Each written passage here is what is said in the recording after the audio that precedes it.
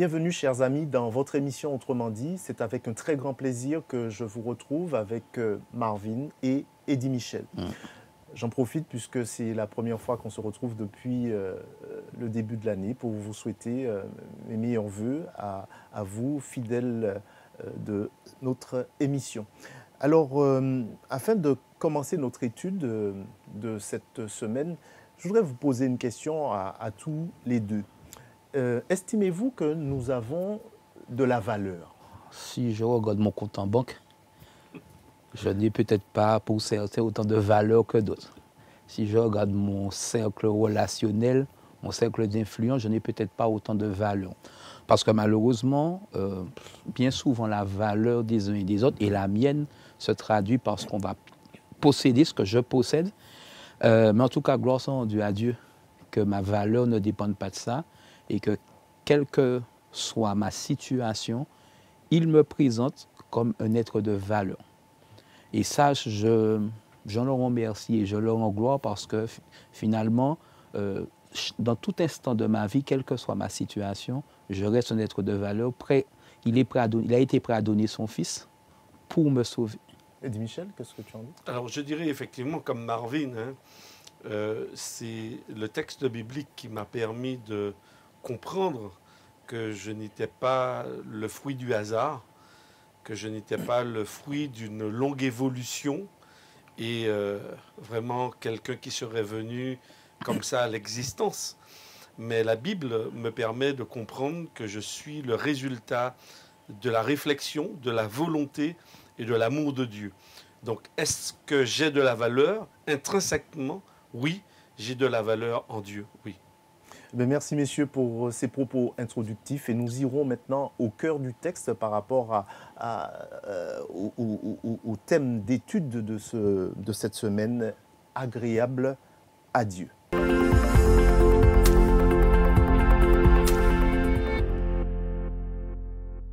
Alors nous irons donc au cœur du texte et nous allons considérer quelques passages de la Bible que nous avons étudiés cette semaine, notamment la parabole du fils prodigue.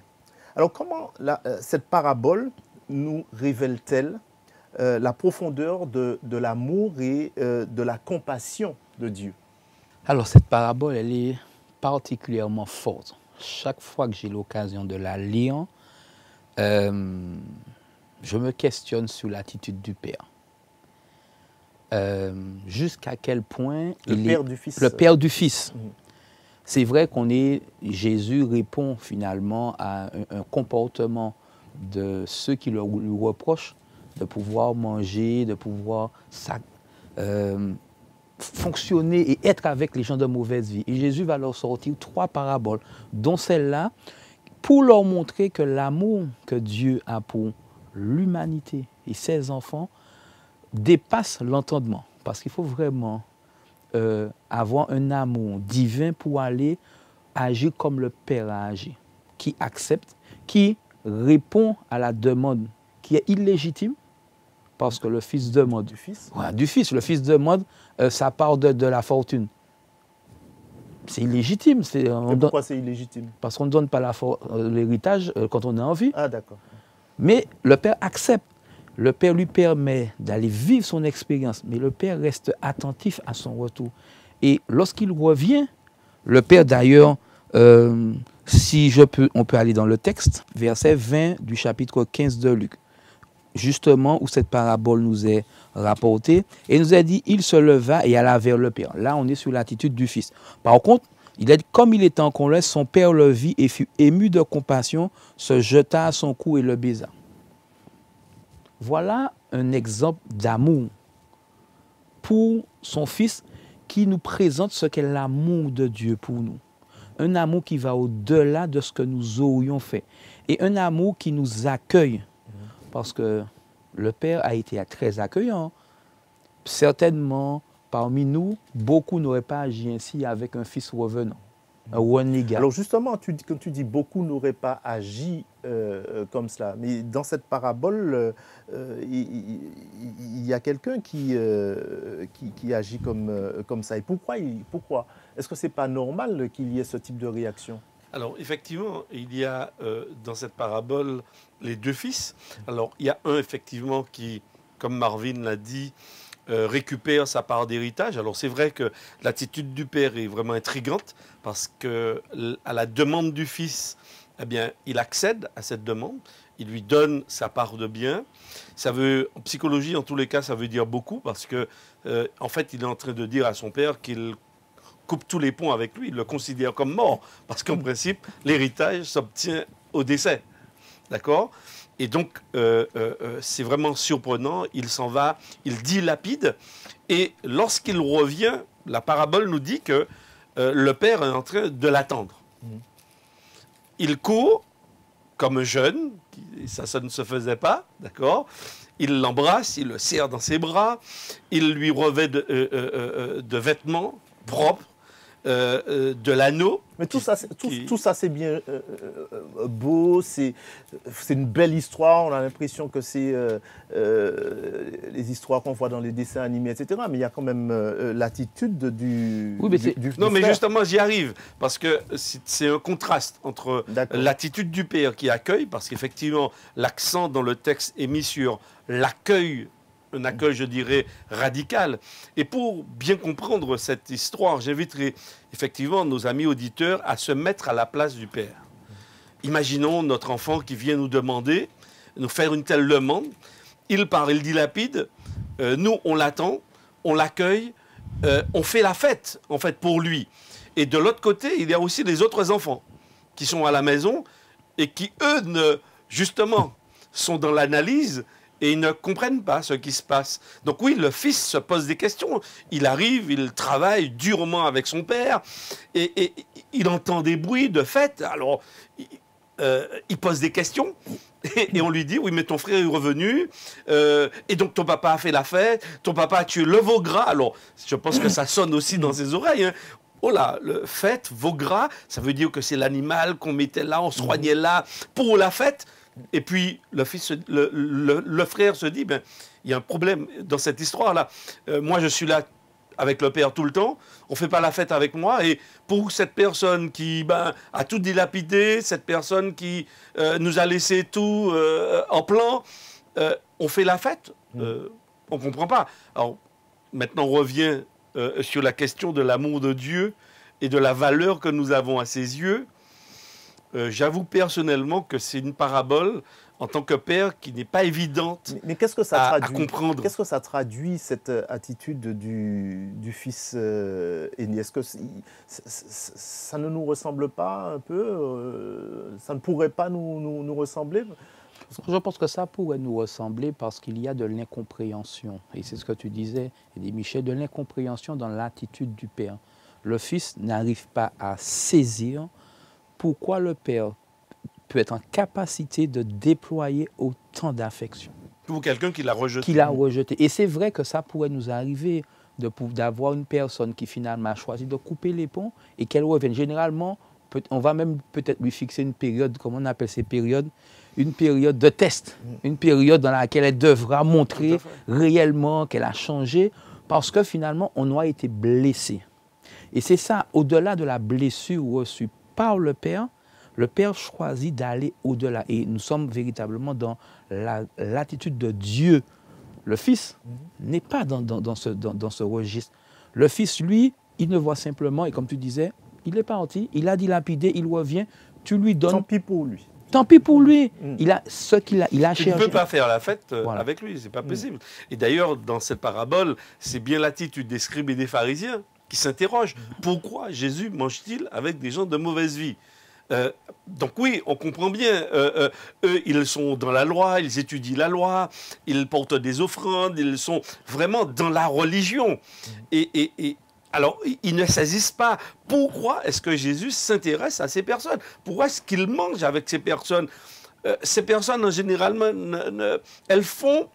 D'ailleurs, le texte le précise, ce sont des pécheurs, des gens qui ne s'intéressent pas à Dieu. Alors, qu'est-ce qu'il fait avec ces personnes? Donc oui, l'attitude du Fils, c'est bien l'attitude des scribes et des pharisiens qui s'interrogent. Donc, c'est aussi mon attitude face à ces personnes qui s'intéressent même pas à Dieu, savoir s'il n'existe pas, mais qui voient qu'elles prospèrent, qui voient qu'elles sont bien. Peut-être qu'une fois, on les voit arriver à l'église, on les accueille, et on se dit, mais pourquoi on fait autant d'accueil pour ces personnes-là, alors que nous sommes là depuis tant d'années, et on ne nous considère même pas. Donc, en fait, on se retrouve dans le cadre religieux, dans le vécu religieux et relationnel aussi. Alors ça nous apprend certainement quelque chose, je pense, vous allez me dire, sur la relation que Dieu a avec nous, il veut avoir avec nous, et puis avec son peuple d'une manière générale. Donc voici ce que Sophonie 3, verset 17 dit. « L'Éternel, ton Dieu, est au milieu de toi comme un héros qui sauve. Il fera de toi sa plus grande joie. Il gardera le silence dans son amour. Il aura pour toi des transports d'allégresse. » Ce texte se trouve dans un passage plus large où, et j'invite ceux qui nous regardent et nous écoutent à lire le chapitre 3, où Jésus présente la situation de Jérusalem, la situation de ce peuple qu'il s'est choisi, peuple qui s'est détourné de lui, peuple qui a décidé de faire tout le contraire de ce qu'il leur a donné comme recommandation. Et puis, là, on est dans un changement dans la présentation. Parce que là, il va leur dire, OK, voilà tout ce que vous avez fait. On est dans le même parallèle avec le fils prodigue. Voici tout ce que tu as fait. Parce que le Père, finalement, conçoit. Mais je choisis aujourd'hui d'être avec toi. Et l'Éternel va dire à son peuple, je choisis aujourd'hui d'être au milieu de toi comme le héros, et il aura pour toi des transports d'allégresse. Et la suite va dire, je te rassemblerai d'où que tu as été, tous ceux qui t'ont fait du mal, j'agirai contre eux. C'est une belle promesse. Parce qu'il est en train de leur dire, quel que soit les choix qui ont été les vôtres, vous êtes mon peuple. Et je suis toujours disposé à vous accueillir. Comme le Père du fils prodigue, ici, l'Éternel dit la même chose à Israël. Quand on parle de l'amour de Christ, donc de Jésus pour l'Église,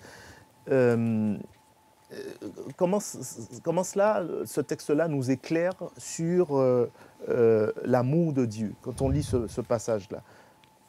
De quel type d'amour il s'agit? Comment vous qualifieriez cet amour-là? Éphésiens 5, les versets 25 à 28. Alors effectivement, l'apôtre Paul, dans cette lettre aux Éphésiens, arrive à la conclusion au plus de cette épître où, déjà au chapitre 5, il nous invitait à imiter Dieu. Donc déjà que le chapitre 5 commence par « Soyons des imitateurs de Dieu ». Donc déjà c'est très fort. Et par rapport au texte de Sophonie que nous avons lu tout à l'heure, Dieu qui se réjouit par rapport au fait qu'il ramène son peuple, au fait qu'il soit au milieu de son peuple, au fait également qu'il invite ce peuple à se réjouir, parce que lui se réjouit de cette rencontre, du fait que le peuple l'accepte au milieu de lui. D'accord? Et Éphésiens également est dans cette même dynamique. Et donc l'apôtre Paul, en concluant justement ce salut par grâce dont nous sommes l'objet, il va nous dire que ce salut, ce n'est pas un aspect intellectuel, mais ce salut se vérifie, se retrouve en fait dans le relationnel familial. Il invite donc les hommes à avoir une relation avec leur épouse. Donc, on va prendre l'image du foyer, épouse, époux, et il invite époux et épouse à vivre dans une relation qui ressemble à la sienne. Et particulièrement le verset 25. Le verset 25 par rapport à l'amour de Jésus. Tout à fait. Il est dit ici, « Marie, aimez votre femme comme le Christ a aimé l'Église. Il s'est livré lui-même pour elle afin de la consacrer en la purifiant par le bain d'eau et la parole, pour faire paraître devant lui cette Église glorieuse, sans tache ni ride, ni rien de semblable, mais sainte et sans défaut. » De même, il nous invite à avoir une relation comme celle du Fils, du Père avec le Fils, c'est-à-dire qu'il accueille, qu'il aime, qu'il lui redonne toute sa valeur, puisque au départ, tu nous as interrogé aussi sur notre valeur devant Dieu. Eh bien, le Père redonne de la valeur au fils. Ici, dans la relation du couple, le mari donne de la valeur à son mari, à son épouse, pardon, et la femme donne aussi de la valeur relationnelle, en tous les cas, à son époux. Et parce que la base, le socle, c'est comment Dieu fonctionne-t-il avec les êtres humains. Eh bien, quand je commence à comprendre comment Dieu fonctionne, eh bien, je suis moi-même appelé à transmettre ce que je comprends de la relation. Eh bien, je la vis de façon expérimentale, parce que pour mieux saisir la relation Dieu et moi, eh bien, j'ai une expérience visible, et particulièrement dans le cadre du mariage, pour pouvoir expérimenter, non pas selon nos points de vue, selon nos traditions, selon notre éducation, mais selon Christ. Comme Christ a aimé. La relation d'amour entre la femme et l'homme, elle se fonde sur l'amour de Dieu pour chacun de nous et la valeur qu'il donne aussi à chacun de nous. Et pour moi, c'est vraiment très, très important. Alors, parce que ça sort du cadre traditionnel dans lequel on peut se retrouver. Pourquoi nous sommes précieux aux yeux de Dieu? Eddie Michel a eu l'occasion, dans sa réponse à ta première question, de dire parce qu'il a été créé par Dieu. Et ça fait de nous des êtres précieux. Nous ne sommes pas le produit d'une évolution. La Bible nous dit que nous sommes le résultat d'une volonté consciente de Dieu et volontaire de donner la vie. Et nous sommes arrivés à un moment dans la création où tout avait été mis pour pouvoir recevoir. Donc Dieu a pris le temps de créer les êtres humains, de me créer. Et aujourd'hui, et c'est pourquoi je disais que mon compte en banque ne dépend pas de... Ma valeur ne dépend pas de mon compte en banque. Ma valeur ne va pas dépendre de mes mérites. Parce qu'il va m'arriver de ne pas être à la hauteur. Il va m'arriver de faire des choix qui ne seront pas du tout... Comme alors justement, je t'arrête. Indépendamment donc de ce que nous faisons, vous allez me dire, Dieu nous aime, c'est bien cela. Indépendamment de ce que nous faisons. Et une question que je voudrais poser, qu'est-ce qui va faire, en revanche, que... comment dirais-je? Que nous allons plaire à Dieu. Qu'est-ce qui va faire que nous allons plaire à Dieu? Je ne sais pas si vous suivez. Oh, si, tout à fait. C'est bien déjà de comprendre que Dieu a un accueil radical vis-à-vis de nous. Bon, j'appelle ça l'accueil radical ou l'amour radical, je dirais. Maintenant, en retour, Dieu a une attente. Parce qu'en fait, dites-moi si je me trompe, mais d'après ce qu'on dit jusqu'à maintenant, Dieu, il va aimer le voleur, le tueur, etc. Il l'aime. Ah, tout à fait, oui. D'accord. Mais ces personnes-là, enfin, un être humain va plaire à Dieu aussi. Oui, parce que Dieu... C'est différent. Oui, Samuel, parce que Dieu est un Dieu de relation. Alors peut-être qu'on n'insiste pas suffisamment sur cet aspect de Dieu, mais en fait, Dieu... il a créé un lien entre lui et nous, et il crée aussi un lien entre nous. Tout est relationnel, en fait. Et dans toute relation, il y a une réciprocité. Alors Dieu, oui, il est extrêmement important de le comprendre tel qu'il se révèle à nous. Il est inconditionnel, il nous aime, il fait pleuvoir sur le bon comme sur le méchant, il nous accueille quelle que soit notre condition, mais en quelque part, comme un père, comme une mère, lorsqu'on a des enfants, on les aime.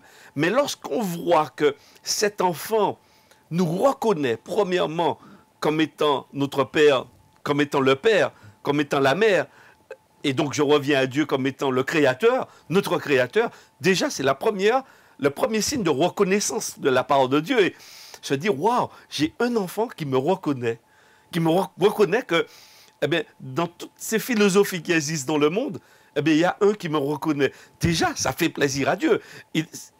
Ça lui plaît. Ça, c'est un élément. Alors, on va s'arrêter là, sur notre partie au cœur du texte, parce que je veux qu'on aille sur des aspects un peu pratiques, donc des clés pour aujourd'hui.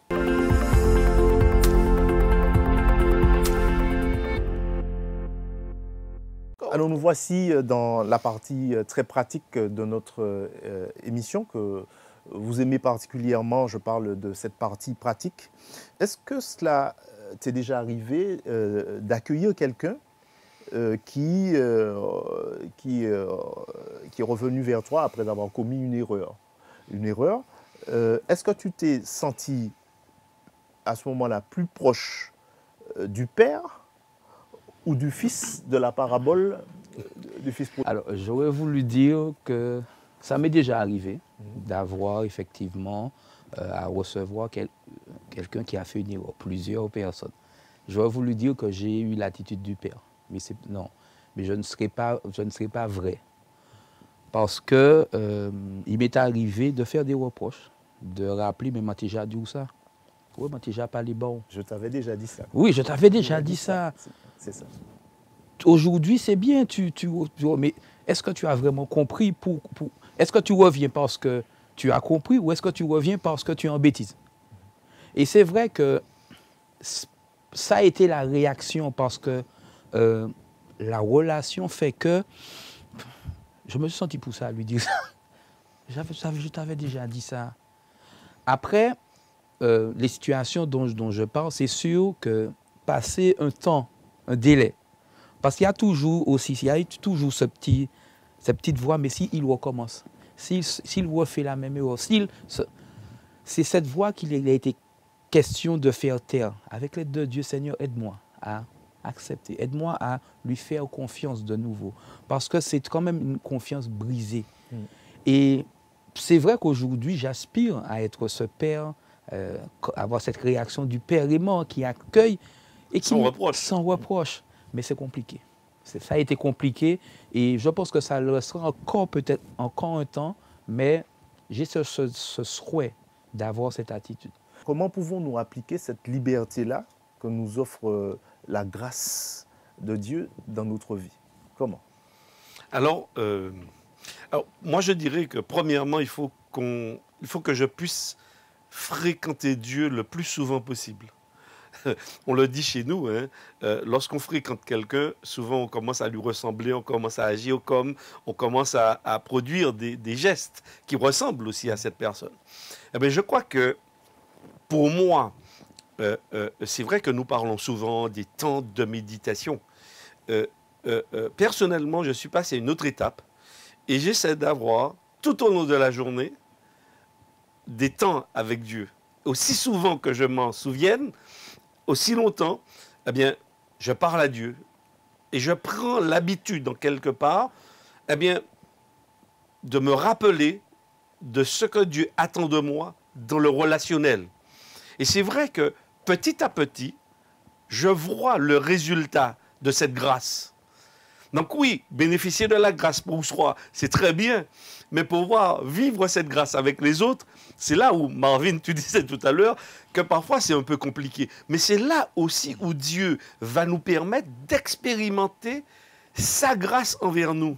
Parce qu'en fait, l'autre, c'est aussi une manière de grandir personnellement avec Dieu. C'est dans le relationnel avec Dieu, avec l'autre, que je grandis dans ma relation avec Dieu. C'est incroyable. Donc, ça. Dieu me pardonne, mais je peux ne pas me pardonner. Oui, parce que où j'ai du mal. J'ai du mal à me pardonner. Oui. Et quand je pense à mon parcours et aux différents événements où j'ai eu à m'égarer parce que je ne suis pas parfait, je tends à la perfection avec Dieu, mais c'est vrai que, comme beaucoup, comme ceux qui nous regardent, nous avons des moments où nous avons failli, où nous avons posé des actes qui n'étaient pas du tout, et qui continuent à nous travailler. Et on se dit, je n'aurais pas dû. Pourquoi je l'ai fait? Alors que Dieu nous dit, mais quand tu viens à moi, tu as auprès du Père un avocat qui est prêt à intercéder pour toi. Pourtant, avec cette promesse, il peut arriver que le souvenir du passé reste douloureux. Alors justement, l'avocat, c'est Jésus. C'est Jésus. Il intercède pour nous. Est-ce que il y a, alors que, donc pour toi, mais est-ce que c'est pour toi seulement? Ah non. Non, est-ce que tu penses, est-ce que tu arrives de penser à des personnes dans ton entourage, je pose la question à Eddie Michel aussi, qui ont besoin de cet avocat-là? de cette intercession-là? Est-ce que ça vous arrive de penser à ça? Et puis, qu'est-ce que vous faites à ce moment-là? Pas simplement de penser, parce que de même que j'ai besoin de bénéficier de la grâce de Dieu, quand je vais à lui, je lui dis, Seigneur, pardonne-moi. L'autre que je vois dans cette situation, je dois aussi être capable de dire, Seigneur, pardonne. Seigneur, guéris. Seigneur, rétablis. Parce que autant moi, parfois, je suis, je vais dire, aveuglé par les circonstances qui font que je vais poser des actes, l'autre aussi il peut être aveuglé. Et ce que je disais, qu'est-ce que je peux faire lorsque je me rends compte de ça? Parce que des fois, il n'est pas toujours possible d'aller échanger avec l'autre. C'est déjà de remettre cette personne entre les mains de Dieu. Permettre qu'elle te connaisse. Ok, ça veut dire quoi? Alors, ça veut dire présenter cette personne, dire Seigneur, offre-lui des opportunités de te connaître. Parce que comment être agréable à Dieu et faire... Mais Marvin, tu sais que l'opportunité, elle est là. Parce que l'opportunité, c'est 3. De lui permettre de connaître Dieu au travers de ce que tu mets en place dans le pardon et dans la nouvelle relation avec lui. En fait, c'est vrai que parfois on remet les gens à Dieu, mais en fait, nous sommes là pour créer la dynamique que Dieu veut dans la relation avec la personne. Alors, Eddie Michel, jusqu'où pouvons-nous aller pour accepter les autres, et même ceux qui sont très différents de nous? Jusqu'où? Alors, je pense que tu as déjà la réponse, Samuel, parce que et je te poserai la question, en fait, pourquoi poser une limite? Pourquoi poser, ça veut dire le jusqu'où? Parce que, et c'est là où maintenant on a de nouveaux réflexes avec Dieu. Quand on étudie cette parabole, en fait, on ne peut plus se poser des limites. Avant, je me posais des limites, mais quand je lis la parabole, je me dis, mais Eddie Michel, tu ne peux pas te poser de limites. Tu ne peux pas poser des limites à l'autre. Maintenant, oui, d'un point de vue humain, ça semble insurmontable. Mais en fait, Dieu m'invite à être comme lui et à ne pas poser de limites. Parce qu'en fait, les limites, ça pourrait... Qu'est-ce qui pourrait entraver justement de vivre cette règle d'or-là, d'être comme ça avec les autres? Qu'est-ce qui pourrait... Alors, le premier élément pour moi, c'est... je reviens un peu sur cela parce que pour moi, c'est fondamental. Comment est-ce que je perçois le pardon de Dieu? Comment je perçois la grâce de Dieu vis-à-vis d'Eddie Michel? Alors, personnellement, je la vis très bien parce que je sais qui je suis. Je sais mon passé. Oui, je sais mes erreurs. Mais je parle d'accepter. Mais justement, si Dieu accepte Eddie Michel avec toutes ses erreurs, alors à combien plus forte raison Dieu demande à Eddie Michel d'apprendre à accueillir les autres on est beaucoup en dépit de leurs erreurs. On est beaucoup dans le jugement. Ah ben justement. Qu'on le dise voilà, mais c'est une réalité. On est souvent dans le jugement. Mais c'est de cette situation d'être des juges inquisiteurs qu'il faut qu'on passe, parce que c'est ça aujourd'hui le fruit du travail de Dieu avec nous. Aujourd'hui, nous avons des limites liées à notre compréhension, liées à ce que nous sommes capables d'imaginer, être capables de faire. Et aujourd'hui, il nous faut briser ça. On n'est pas capable de le faire seul. Parce qu'on garde... Non, tu ne mérites pas ça, tu ne mérites pas. Mais quand j'ai conscience de tout ce que Dieu fait en moi et le travail qu'il effectue, alors je suis plus ouvert vis-à-vis de l'autre. Je suis plus capable de pouvoir lui offrir cette oreille, de lui offrir ce bonjour dont il a simplement besoin, parce que la personne est tellement, on considère qu'elle est tellement mauvaise qu'on ne lui dit même pas bonjour. Le salut dont elle a besoin. Oui, et c'est notre regard sur l'autre, voilà. en fait. Et Dieu va nous permettre chaque jour d'aller au-delà. Et c'est pourquoi on ne peut pas se fixer de limites. On peut simplement se dire, aujourd'hui, les limites, elles sont là, oui. Mais puisque Dieu travaille avec moi, il me permettra de voir finalement, de fonctionner et d'étendre ma capacité à accueillir. Ben merci, c'est ainsi que nous terminons cette étude. Nous vous remercions de l'avoir suivi. Nous vous invitons comme d'habitude et encore plus à la liker, à la partager avec quelqu'un qui ne connaît pas cette émission. Et puis nous nous retrouvons la prochaine fois pour une nouvelle édition de votre émission.